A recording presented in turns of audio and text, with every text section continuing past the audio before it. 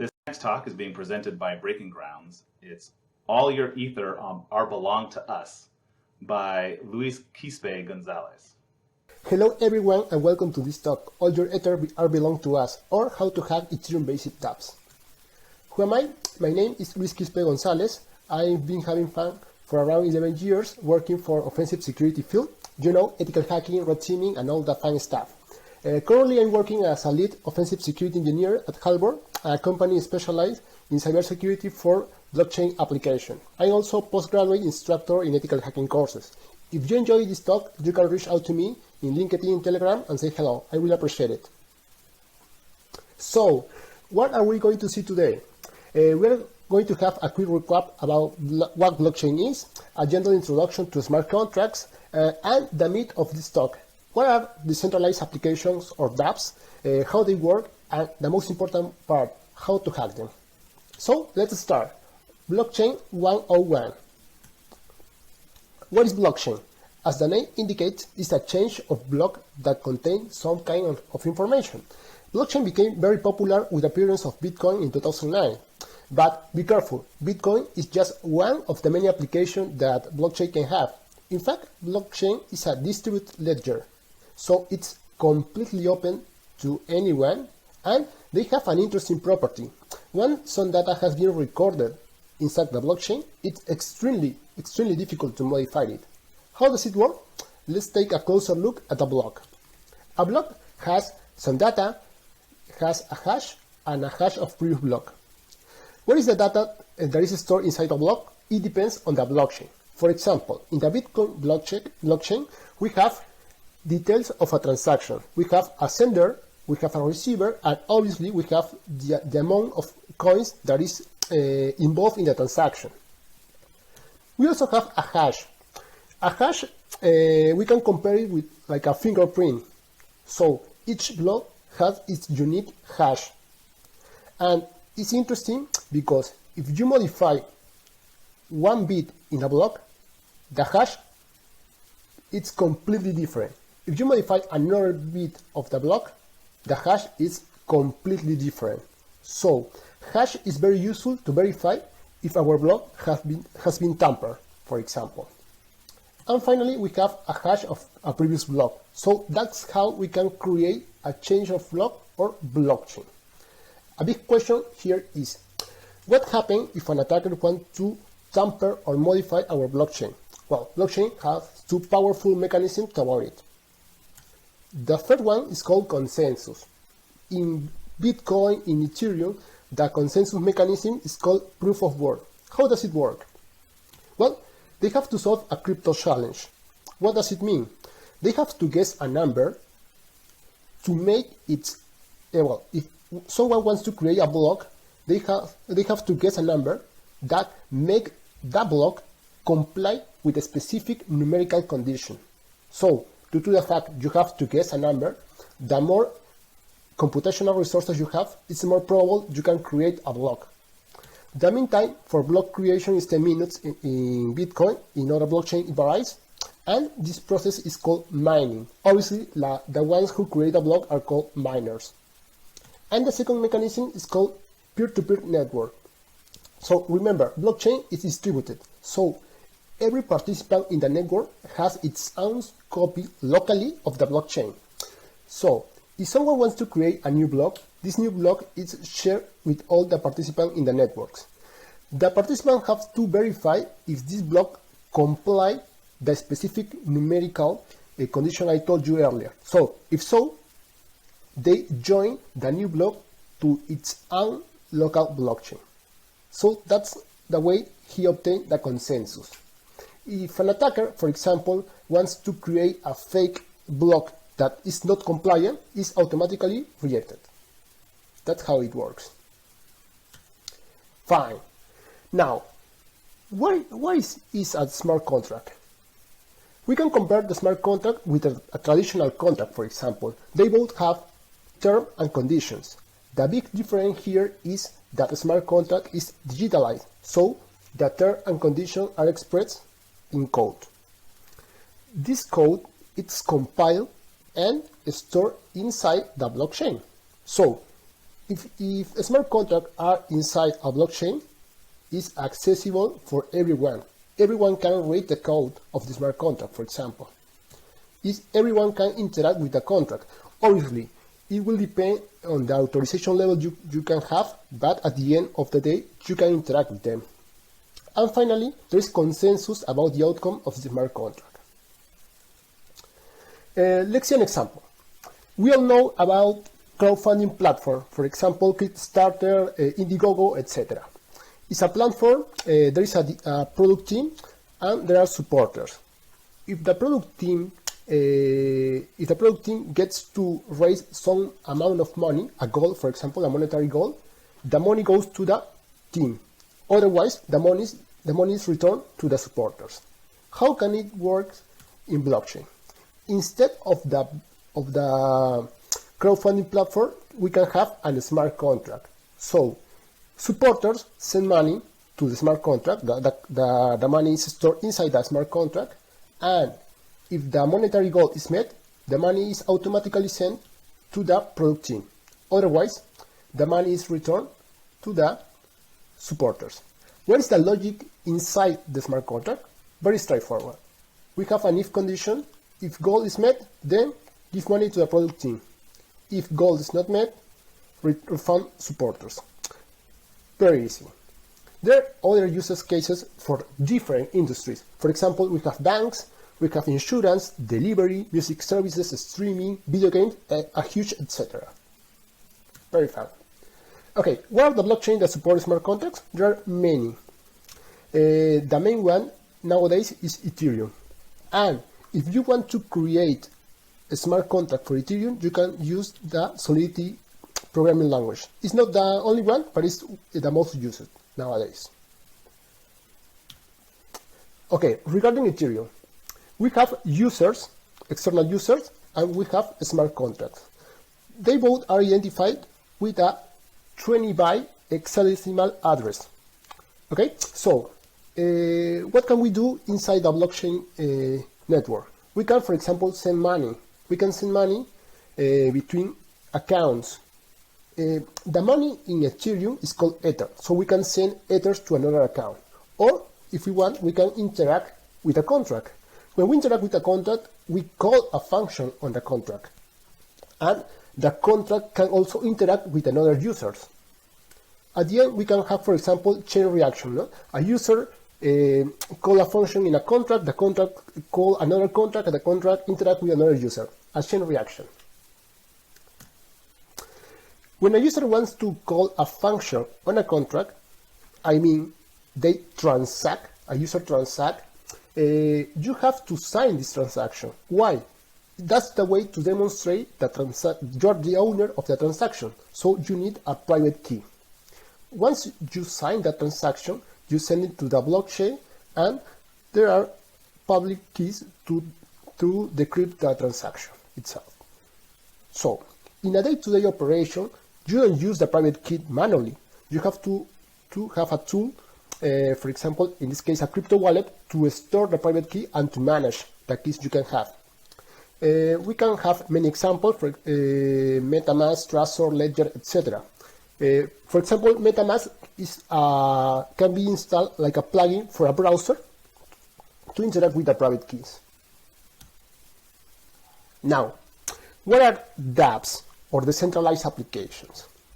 I think the best way to understand what are DApps is to see one of them in action.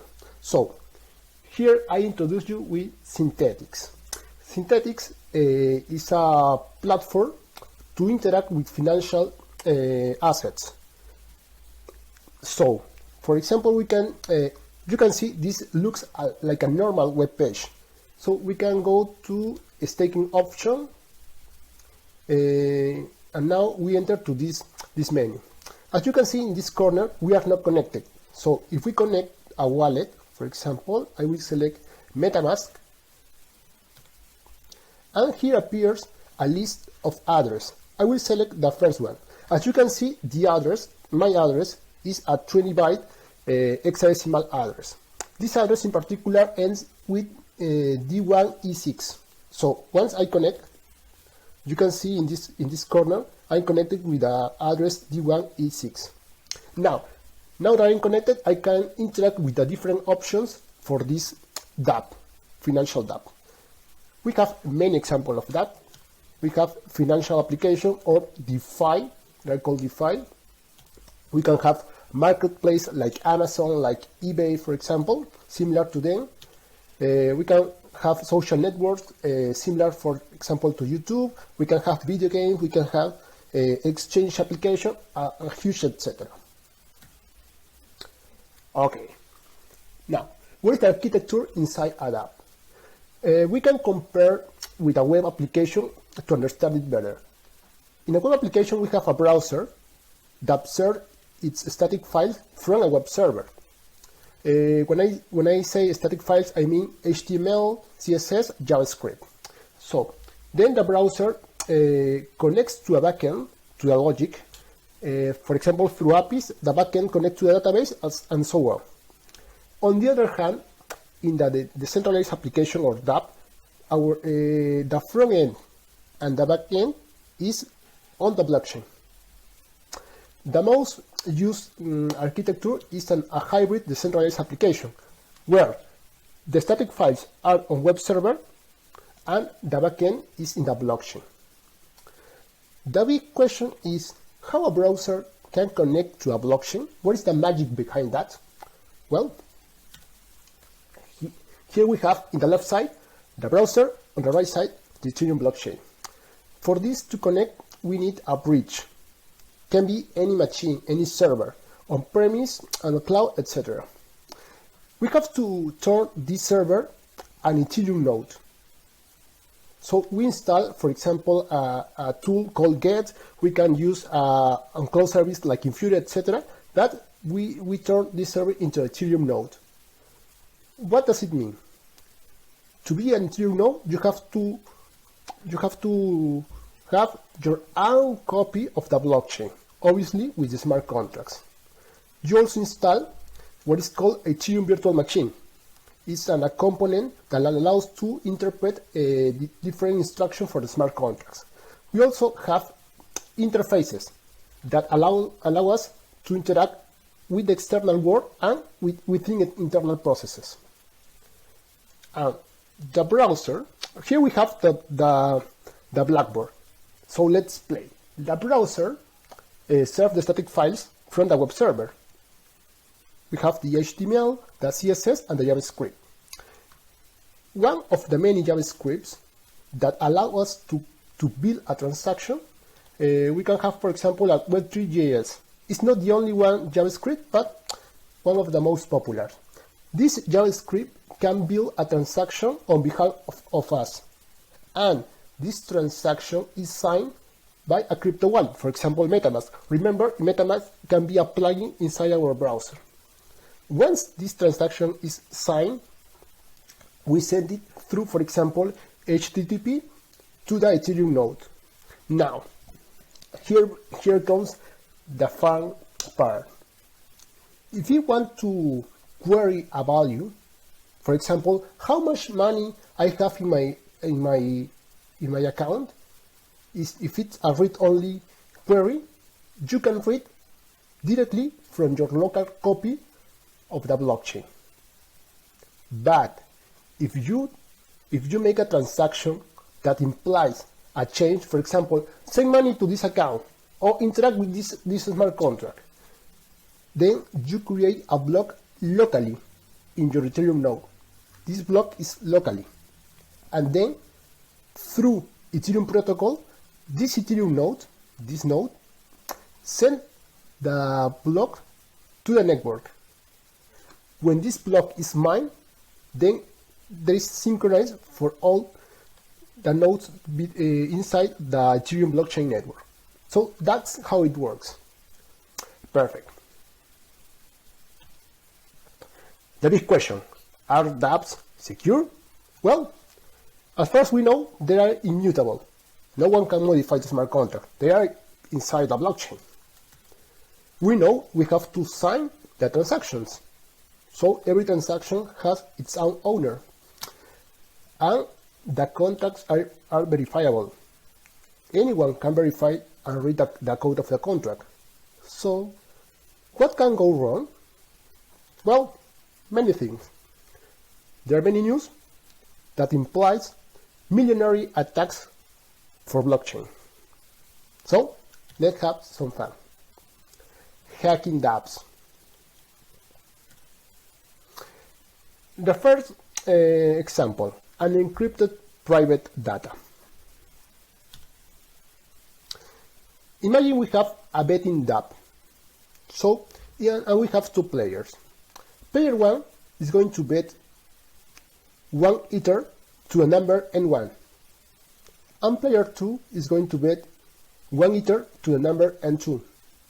It's important to know that the player just know its own numbers.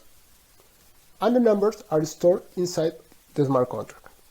So player 2 doesn't know what player 1 and vice versa. Let's see the code on the smart contract. Before that, if the sum of the numbers is even, the money goes to player 1. Otherwise, if the sum is odd, the money goes to player 2. They both have a half and a half opportunity to win. Okay, now let's see the code of the contract. Here we have a data structure that represents a player. Here we have a number, the number that the player select. We also have a function. You can see this is a public function. What does it mean? That an external user, I mean external from the contract, external user can interact with this function. That's why it's public. And we have a function called selectWinner. And you can see this is a private function. What does it mean? No one external can interact with this function. Okay, and now we have a player data that are private. It means that anyone can see what value has this player's data. So it's apparently secret. But what happened? If you remember, every transaction is inside the blockchain. So everyone can see the blockchain. And that's the big problem with this game. So it's time for a demo. We're going to move here, and we have this contract. I have deployed this contract here, and let's see, here we have the account. This environment is an IDE, an online IDE called Remix to play with the smart contracts. Here we have a list of accounts, different accounts. Let's say this is account number 1, player number 1, and this is player number 2. They both have 100 ethers. Okay, so the first player that has 100 ethers is going to bet 1 ether to a number, for example 7, and play. Okay, here we have a blockchain. Remember, this in the Ethereum node, everyone can see the transaction. So if we see this transaction, that is the last transaction, we can see this number. Apparently it makes no sense, but if we look, here we have an identifier. This identifier is the identifier for this function called play, and this argument is the number the player has played. There is 7 in hexadecimal, so it's 7. If anyone can see this transaction, player number 2 can see too this transaction, and he can think, oh, he played 7, and let's change player number 2, 100 ethers. I'm going to play 1 ether to number 4. Why number 4? To make it odd and to play and to win. So I'm going to play, and we can see there is a new transaction with the number 4. But due to the fact that sum is odd, player 2 has won. We can see, here we have player number 2. Before he had 100 ether, and now he has, 101 ethers, approximately. So player number 2 can always win. Why? Because all the information can be seen, all the information of the transaction can be seen in the blockchain Ethereum node. Perfect. Let's return to the presentation. What is the remediation? Well, any private data should either be stored off-chain or encrypted. There is no way to store private data on-chain, on the blockchain, because everyone can see finally this information when someone transacts. Here here we can have some reference to know how to store the data off-chain. Okay. Example of attack number 2, integer overflow. This is very interesting. The easiest way to understand the integer overflow is if you can imagine an odometer in an old car. Here we have an odometer, and when we reach the maximum number and we run a normal, it becomes 0. So that's the magic behind integer overflow. For example, we have an exchange DApp. We send some ethers and we receive some token. This token can be anything, for example, points in a platform, anything. So, here we have the code. This variable called balance of represents the balance, the token balance for each user, and is represented in a variable, in a data type called uint 256, and it varies from 0 to 2 powers 256 minus 1. This is the maximum number. What would happen if we add 1 unit to this number? Due to the fact it's unsigned integer, it becomes, like the odometer, it becomes 0. And that's the, let's say, that's the secret on how to attack this kind of contract. So, if we see, the price for each token is 1 ether. If I pay 1 ether, I receive 1 token. Okay, it's important to know that 1 ether it's equal to 10 power 18 weights. Weight is the minimal unit, like dollar and cents, the ether and weights. Okay, what else? There's a public function. Obviously, we need a public function to interact with, and to buy token. No? We can see that the money we paid, it's the multiplication between the number of tokens we want to buy and the price per token. It's straightforward. How much to pay? Well, we know that we have to pay the number of tokens times price per token. We know the price per token is 1 ether, and we know that 1 ether is 10 power 18 weight. So, if we want to do a trick and to generate an overflow, we can look for a number of tokens that make this multiplication to overflow. The minimal number of tokens we can find is this huge number. This number of tokens times this value at the end is this little value. How is it possible that when we multiply those values, this is the answer? It's called integer overflow.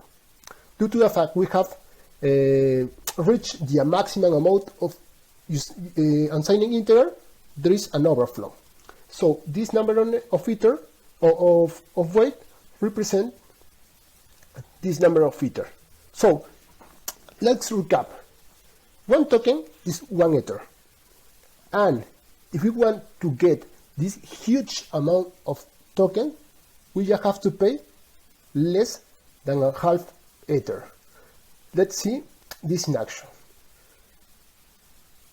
We're going to copy this value I'm going to this contract. Okay. Here we have this contract token challenge. I want to buy a huge amount of token. Now, what is the amount of Ether I'm going to pay? Well, I'm going to pay in ways. This number. Okay. And we're going to buy this amount of token. How much token? Okay, this huge amount of token. And we are going to use this account. Okay, this account that we have 100 ethers. And let's press the buy option. It works. As you can see, the amount of ether has been reduced in less than a half ether, right?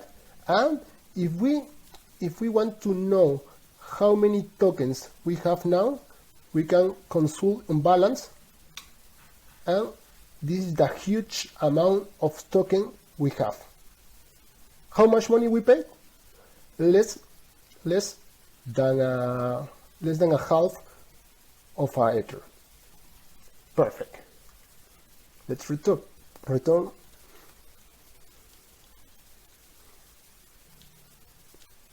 What is the remediation? We have to use a safe math library that can handle the integer overflow. From Solidity 0.8, this new version onwards can manage integer overflow, but before this version we have to use a math library. Here we have different links for contract or libraries that allow us to manage or handle this overflow. And finally, we have this attack called reentrancy. This is my favorite attack. Okay. Let's imagine we have a contract that allows to deposit some money, and when we deposit, we have some credit. For example, many users can deposit its money in this contract called Simple DAO. If someone deposits, the contract updates its balance. For example, if I deposit 2 ethers, the contract updates my balance and says Luis has 2 ethers in this contract. And if I want to withdraw my money, the contract transfers ether to my account and finally update the balance. Very simple. This is the contract, Simple DAO. And before the attack, let's see this schema. If someone wants to send a smart contract with different functions, what happens when we call a non-existent function and send money to it? The smart contract by default always receives the money. There is a hidden function called fallback function that always receives the money if the function we call does not exist. So by default, the fallback function just receives the money and that's it. But if we own the smart contract, we can change the behavior, the default behavior of the fallback function and do something malicious. Let's see. Here we have the Simple DAO I showed you. And we can deploy a malicious smart contract, a proxy smart contract.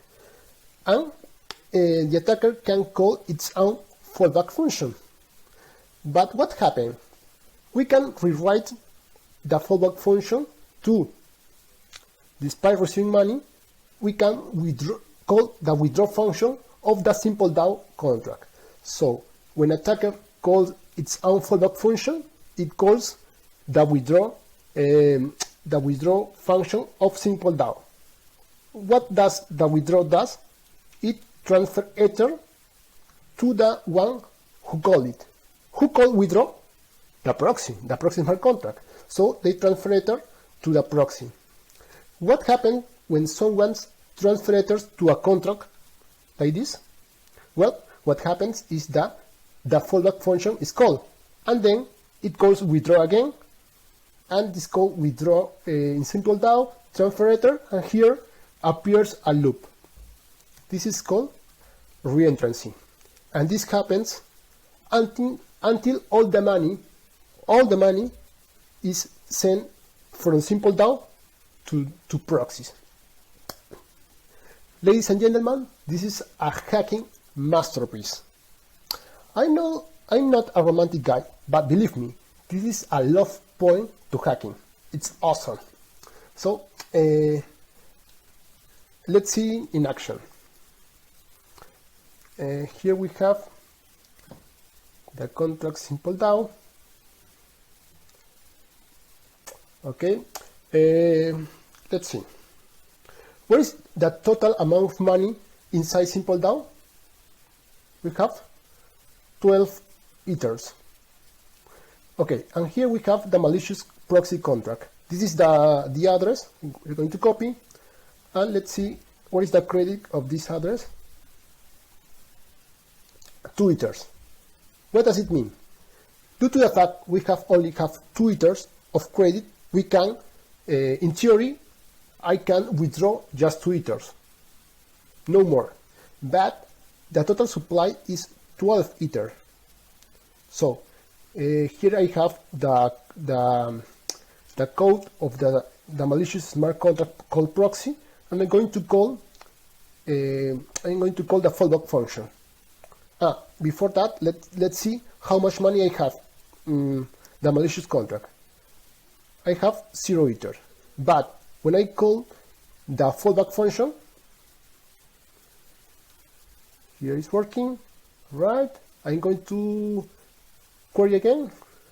Here I have 12 ether, and the total supply in the simple DAO contract is 0. I have hacked completely the simple DAO contract, and I have still all the money. Perfect.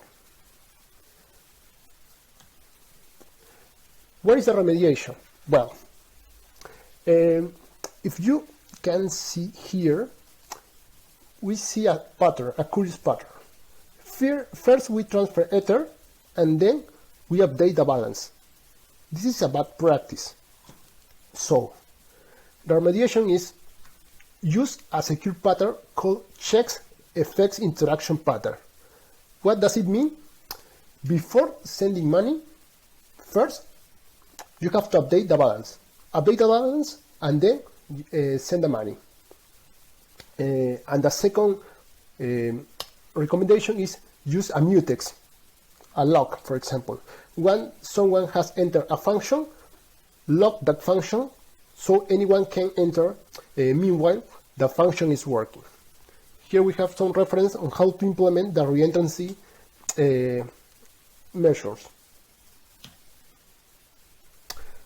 So, we have seen 3 of the most popular attacks on the smart contract for blockchain. There are many others. In fact, every month or less, there are news about hacks, millionary hacks in different blockchain applications. Final thoughts. Smart contracts and dApps in general are in adoption phase.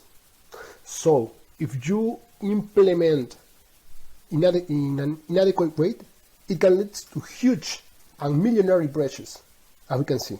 $11 million, million here, million there.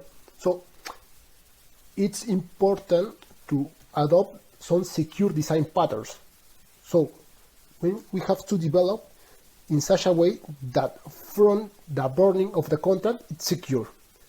Why? Because remember, smart contracts are immutable. We cannot change the code after the deployment. Well, it's not so true. We can upgrade the contract with some patterns, but in general, we cannot change the smart contract code. What else? The security training is key. A continuous security training is key for all the team involved in the project. I mean, creation, development, maintenance, deployment, etc. So, if the developer or any component of the team know that security is important for this kind of application, so they will be more careful when they deploy the contract on real life. And finally, we can have some automated scans to see the security of the smart contract, but remember, they are limited in scope. So it's important to complement those review with scans with a manual security test carried out by specialist staff that can see different kind of attacks and if they impact the smart contract before deploy in mainnet. And thank you very much for your participation. Welcome any question.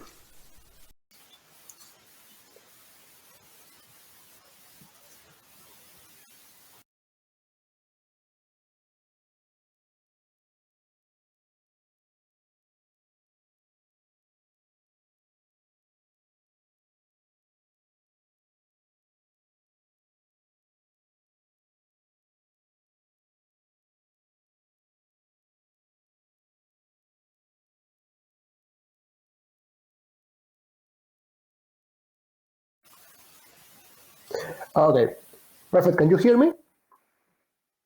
Perfect. Well, I think the hardest part is not to find so many information about security on blockchain.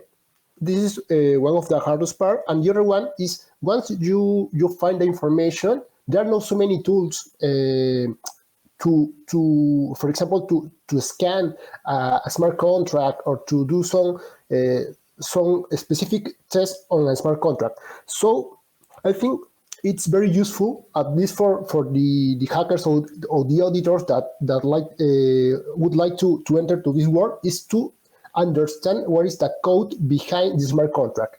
Once you read the code and you understand the logic behind that, it's easier to understand, easier to advance, and easier to find bugs.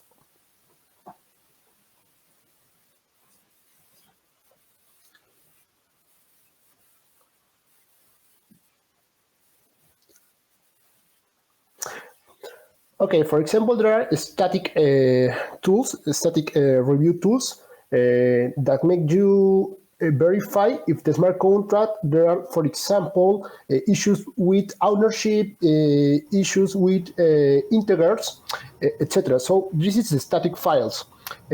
Slither from Slither or MidX are important tools for this task. Another kind of tool are the dynamic tools. For example, what happens if you want to enter some strange value in the smart contract? I want to verify how the contract reacts. So in this part, we have another kind of tools that fuse the input values in the smart contract and try to get a strange return value. Well, it's kind of the task you can do.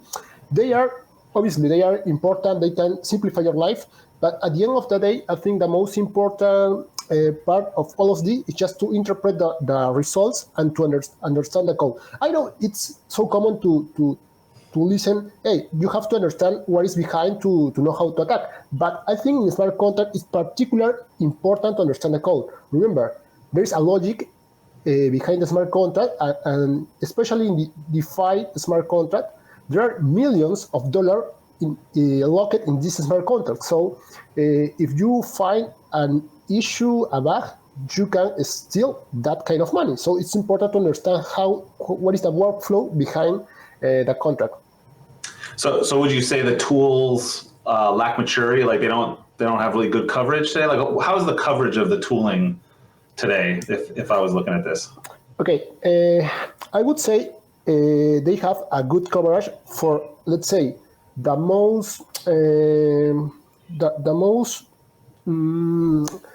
top vulnerabilities for a smart contract.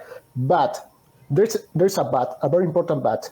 You can just scan the smart contract and finish the work. You have to adapt the tool.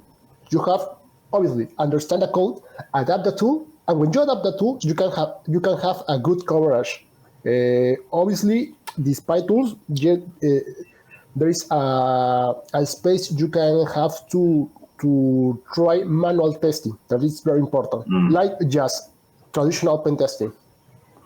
So it sounds like it's a lot of work to do this kind of pen testing. It's not as automated as other areas might be. So how's the bug bounty situation when it comes to these kind of apps? Is the payout good? Do they exist? Like, what's that situation like? Yes, it exists. Actually, the last 2 years appeared some bug bounties for crypto in general, for smart contracts. For example, in Gear Finance, that was a platform that was hacked early this year, has a bug bounty platform. If there is an important protocol in the DeFi world, has, for example, a bug bounty platform too. I think in HackerOne there is a section called Crypto that has a section for bounties for this particular topic, and I think that's the trend for smart contract in general. Obviously, what is most used is that they pay you in the money they mined. I mean, if they work with a specific token, they will pay you with that token. Obviously, that token, it's money at the end of the day. But and it's an interesting path to enter to this world. Interesting. Yeah. So if you're going after DefCoin, you're going to get paid in DefCoin. So yeah. Interesting. So you covered a bunch of different attack scenarios. Like, how at risk is the overall the DApp ecosystem from these kind of attacks? Depending on the vulnerability, there are many of them that happens nowadays. And what is the important part here? The devil isn't in the details. You can have a set of smart contracts that are good, are secure, but if you fail in identifying a vulnerability in just one smart contract, in just one line, well, all your platform could be hacked. And it costs you millions of dollars, literally. So with that in mind, like, do you see threat actors going after these DApps to steal money today? Like, do you see them using the type of attacks you were talking about to actually steal coins to sell so that they can make money or launder money? Okay, yeah. Like threat actors, well, actually the attacks has been, let's say, from different accounts, so we haven't identified a particular group that is dedicated to attack a protocol in particular, but obviously in this year we have seen like more than 12 attacks that finish in millionary steals of money just this year. So there are many attacks for this kind of platform nowadays. Interesting. So you talked about a few attacks in your talk. Is there any other areas or types of attacks you'd like to talk about or research? Not everyone's got all the time in the world, so are there areas that you'd like to dive deeper or? Yeah, there's an attack that happens a lot this year, especially in DeFi platform, called flash loan. Actually, flash loan is not an attack per se. It's a characteristic, a property when you can borrow money. You can borrow a huge amount of money, and you can do anything you want. And the only condition is you have to return that money in the same transaction. So you can borrow, let's say, $1 million, can do my stuff, and then I return the $1 million. That's, let's say, a property. But what happened? Many attacks use that flash loan to borrow many millions of dollars, create an imbalance in many protocols in DeFi, and try to take advantage of the imbalance, and at the end of the day, steal $2 million, $10 million, and they return the money they borrow, and that's it. And that's how, at the end, they could steal that kind of that amount of money. Wow, really? Dang, that's not. I mean, that's great for the people stealing money. So you talked about a bunch of things in your presentation. What do you think for people out there who are just getting into this type of research, what are some of the key takeaways that they should have from this? If you want to enter to world of smart contract, it's important to understand what is the programming language behind that smart contract. You have to know how to write a smart contract actually, in order to understand how to read a complex one. Because remember, we are talking about most of the time DeFi protocols. They are complex. They have many lines of code. They have a mathematical logic behind that. So it's important to understand how they work. So the key takeaway is learn Solidity. In the case of Ethereum, for example, learn Solidity, learn how to code, and then try to understand what are the common attacks we are seeing these days. So there are many attacks. There are many blogs online that analyze how was done the attack. So it's important to understand what are doing the bad guys to replicate that kind of attacks or another ones in our pen testing. Interesting. That's great. I see someone typing in the Discord, but I don't know if they're going to get their question out. So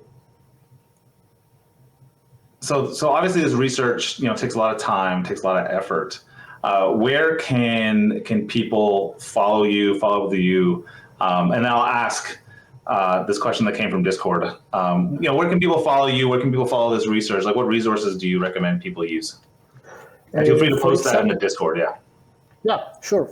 I'm writing my Twitter. You can find me there. And then I'll read the question from the Discord as well. You see the answer?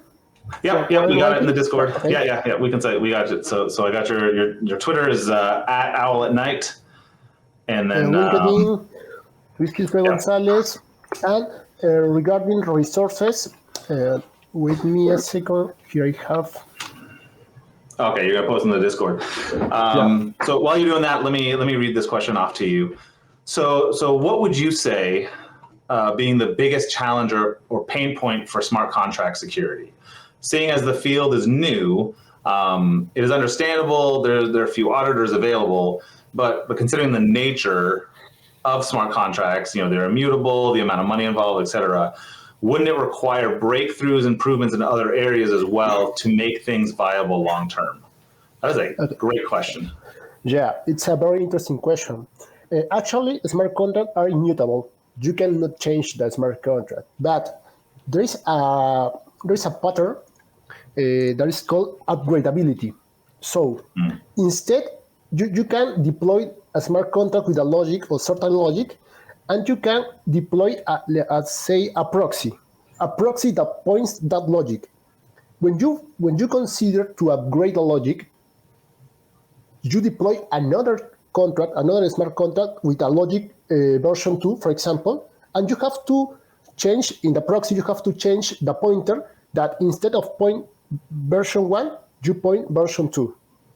The version 2, it's a more, let's say, a more secure version, another version of the smart contract with maybe a better logic. And that's how you can manage, let's say, that gradability of the smart contract. So it's an interesting pattern. Obviously, they have pros and cons, but it's I think it's a good way to manage the immutability of the smart contract and the security issues that can appear in the logic of the smart contract itself. Great. So if you have any other questions in the Discord, Luis, I think you'll be in the Discord for a few minutes to answer questions. I just wanted to say thank you so much for giving this presentation. It was very interesting. We really appreciate you giving this talk at BSides Las Vegas this year. So thank you so much. You're welcome. It was a huge pleasure. Great.